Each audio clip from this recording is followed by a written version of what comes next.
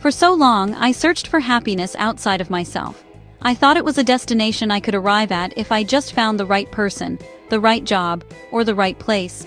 I placed my sense of joy in the hands of others, believing they held the key to my inner peace. It was a fragile way to live, like building a house on shifting sand. When a friend didn't call back, or a plan didn't unfold perfectly, my world would feel shaken. I was depending on external things to validate my own worth and my own happiness. This journey taught me a powerful lesson. True, lasting happiness can only ever be an inside job. It starts with you. I started to build walls to protect myself. I created a category in my mind I called the illusion. If I labeled people, places, and even my own dreams as illusions, then they couldn't hurt me when they failed to meet my hopes. It felt like a smart strategy at first, a way to shield my heart from the inevitable pain of disappointment. If I told myself that a friendship wasn't real, then its ending wouldn't sting. If I believed a goal was just a fleeting thought, then not achieving it wouldn't feel like a failure. It was a fortress built from skepticism, designed to keep sadness out. But living within this fortress came at a high cost. While I successfully kept out the sadness, I soon realized I had also locked out the joy. By labeling everything as an illusion, I was numbing myself not just to pain, but to love, connection, and genuine happiness. I was living in a gray world, safe, but empty. The very things I was trying to protect myself from were intertwined with the things that make life beautiful and meaningful. I had created a self-imposed isolation, a quiet existence that was safe but profoundly lonely. I was avoiding the lows, but in doing so, I was missing all the highs. This realization hit me hard. I saw that my strategy wasn't a path to happiness, it was a path to emptiness. I was so afraid of getting hurt that I was choosing to feel nothing at all. But a life without feeling is not truly living. We are here to experience the full spectrum of human emotion, the soaring peaks of love and the deep valleys of loss. My attempt to control my emotional world by dismissing it as an illusion was preventing me from engaging with life authentically. I had to find a different way, a way to open my heart again without being crushed by the weight of the world. As human beings, we are wired for connection. It's in our DNA. We need social bonds to thrive, to feel seen, to share our experiences, and to grow. Think about it. Our greatest moments of joy are often shared with others. Our deepest moments of sorrow are made bearable by the comfort of a friend or family member. Trying to live a life detached from others, as I had tried to do, goes against our very nature. It's like trying to survive without air or water. We need people. We need to love and be loved. This fundamental need is not a weakness. It is our greatest strength. The truth is, love and pain are two sides of the same coin. You cannot have one without the potential for the other. When you open your heart to someone, you are also opening yourself up to the possibility of being hurt.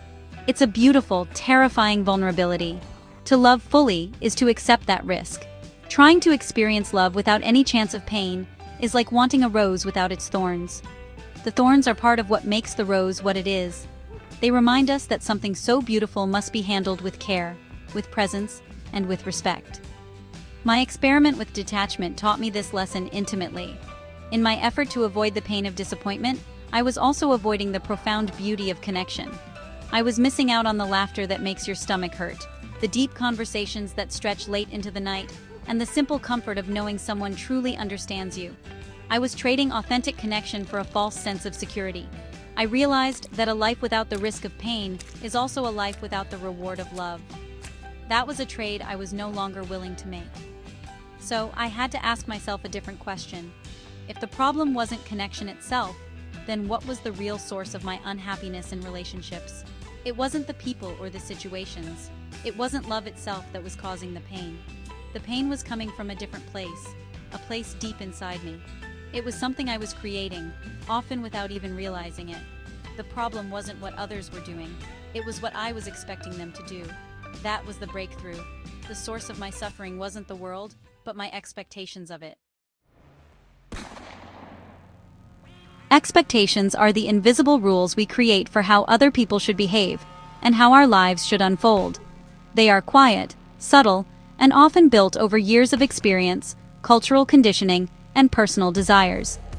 We don't consciously write them down, but they operate in the background of our minds, like a silent program running our emotional responses.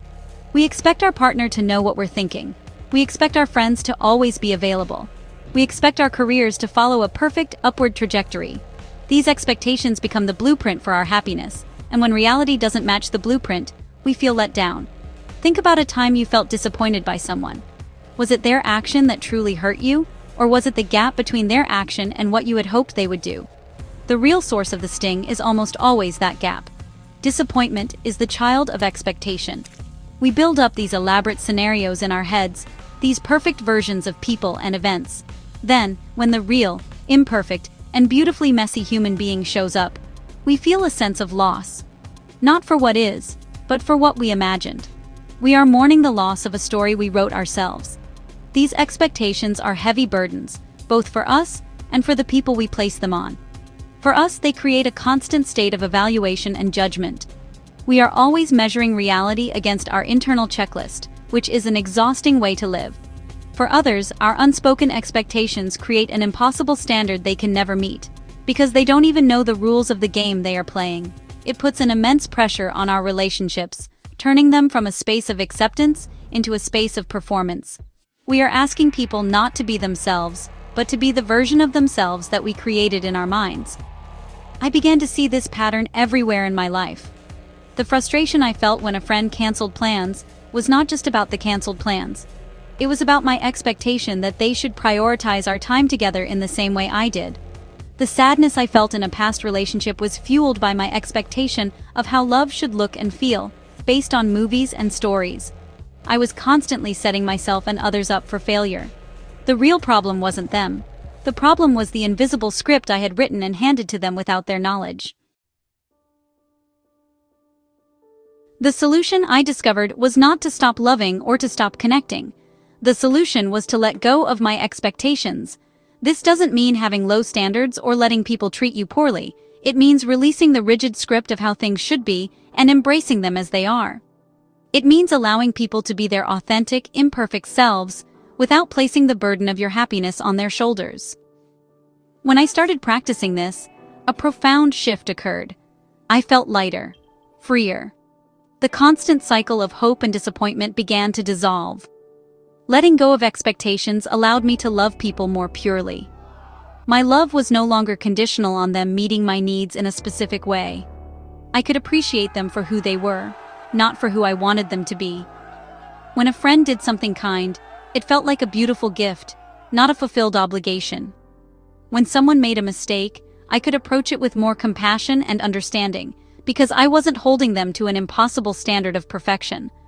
My relationships became more honest, more authentic, and far less painful. The hurt didn't disappear completely, but its source was no longer my own doing. I invite you to try this experiment in your own life.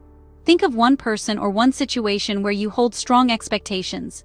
For just one day or even 1 hour, consciously decide to let them go. Release your mental script. Show up with an open mind and an open heart, with no agenda other than to accept what is. Observe how you feel. Notice the lightness that comes from not needing the world to conform to your wishes. See people for who they are, in this moment, and you might be surprised by the beauty you find when you stop looking for something else. This is the secret to true, sustainable happiness. It is found not in controlling the world around us, but in releasing our need to control it. It is found in acceptance, in presence, and in unconditional love, for others, and for ourselves. When you let go of what you think your life should be, you create the space for it to become something more wonderful than you could have ever imagined. Live with an open heart, with no expectations, and you will find a freedom and a joy that is yours and yours alone. You will find that happiness was there all along, waiting for you to simply let it in.